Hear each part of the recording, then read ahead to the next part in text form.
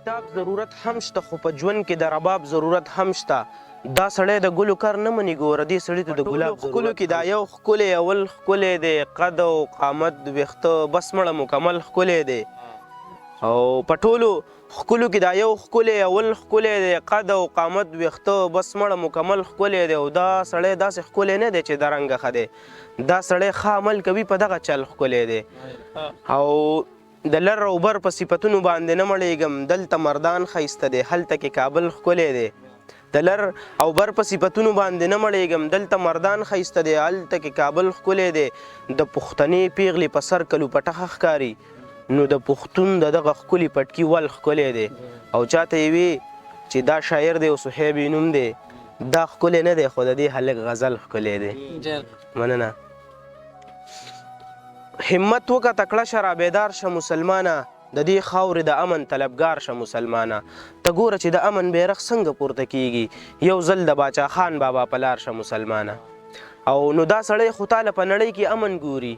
د دې سړي نه چوټ په چوټه زار شه مسلمانه د خوشي ګرځېدو نه هېڅ پیدا نه ولاړېږي د خان بیګار کوه چرته په کار شه مسلمانه او غیرت چې په جانان او په وطن کولی نه شي د دې نه خو بیا ښه ده چې مردار شه مسلمانه قادر خو په جانان او په وطن د سره تیر دی خو ته خلاف دومره خوږي زار شم له تا نه دومره خوږي یا مسلمانه دومره خوږي زما جانانه دومره خوږي چې د نوم سره ترخې کاوي ګوټمه او د ګل پرنګه یې ملکې لاچي لونګه یې ملکې مست ملنګه یې ملکې په ونه دنګه یې ملکې او په ځان پسې د لیونۍ سپېلنې کړمه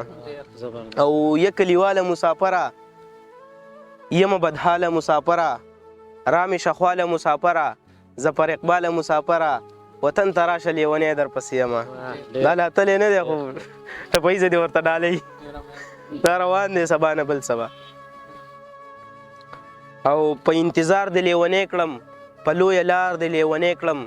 یاره رخسار د لیونۍ کړم د ګوتو شمار د لیونۍ کړم او یاره که نه راځې چې ور پورې کومه او د بدماشانو خلکو لوري په خپل ښایست باندې مغرورې راله یې را نه کړئ تربورې زما د زړه د جنت هورې او لږه راوګوره خمار خمار به شمه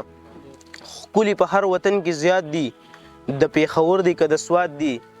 صرف زمونږ په خاوره قات دي او نصیبونه مې میرات دي ګنې نو هر چا ځان له دوه ساتلي دي نه مننه او په ګډ وډو باندې پیر دی او دا مرید هم کافر دی زه د مردان یار مې د دیر دی ما سره اوس هم ستا تصویر دی کله ناکله پرې خپل غم غلطومه